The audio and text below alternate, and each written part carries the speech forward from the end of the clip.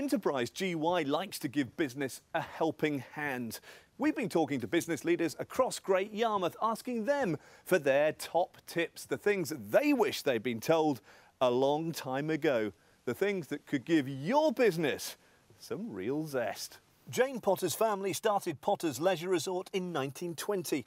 3 generations of Potters have seen the business grow into one of the most successful and best-loved resorts in the country, and it continues to invest and prosper. You have to have, I think, ultimately a very clear vision, a very defined end result of what it is you're trying to achieve, not just in terms of its aesthetic visuality, but actually what you want it to offer.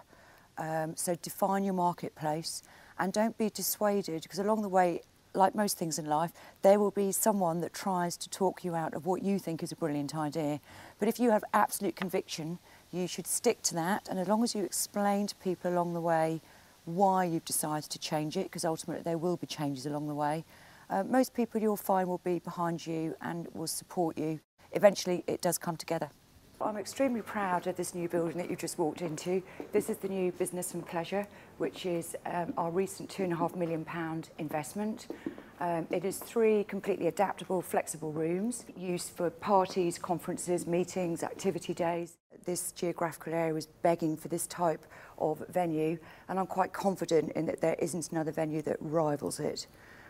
So far, so very good. Vibrant, confident and award-winning. The Zest Rooms and Black Rock Grill launched in October 2009, and business is booming. But hospitality and leisure can be a difficult sector.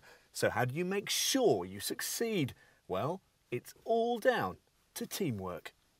You have to identify the type of business that you're in. You then have to employ those people with those relevant skills that your specific business requires. I'm ultimately in the hospitality business, so it doesn't matter how much money or how passionate I've been about this project. If I can't deliver on the service and the point of delivery, I might as well have not spent a penny. The biggest lesson I learned about myself is that staggering, that I'm not always right. It's very easy to dismiss other people's opinion when you're so passionate about a project, but it is a massive mistake to do so. You are a foolish person in business if you delude yourself that you are capable of everything, because you're not, and you do need people's support and assistance and ultimately their knowledge, and you need to use and work with that. For me, training is imperative, because it is, regardless of the amount of money, financial investment you've made, if you don't have the correct team with the correct skills to actually deliver a high calibre service, you are in trouble. Training has been essential to Potters from the very beginning. This is Sue Hannam, Training and Development Manager.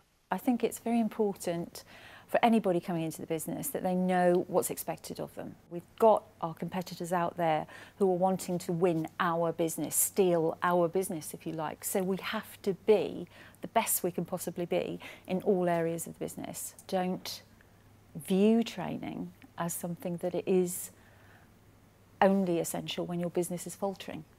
It's certainly something that always needs to be in place, because it's about making sure that we are consistent in what we deliver.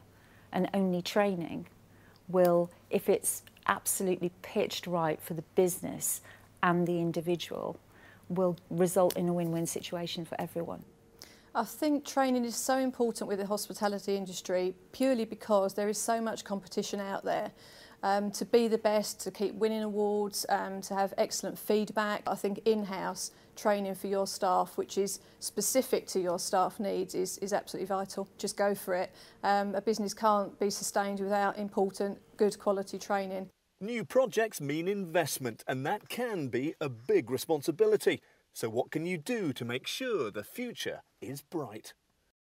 It is very easy as human beings and as business people to think, well, I'm doing all right here, so I won't bother developing it and reinvesting. You are in grave danger if you do not reinvest, because before you know it, you'll turn around, you'll be living in a very different marketplace with a different supply and demand, and you'll be way behind the times. I'd like to think that male or female, you are judged upon your ability to perform your job role or your function. However, the big question is it still a man's world? I'm not sure I want to even admit that, but the reality is I do actually believe it is in many cases in business.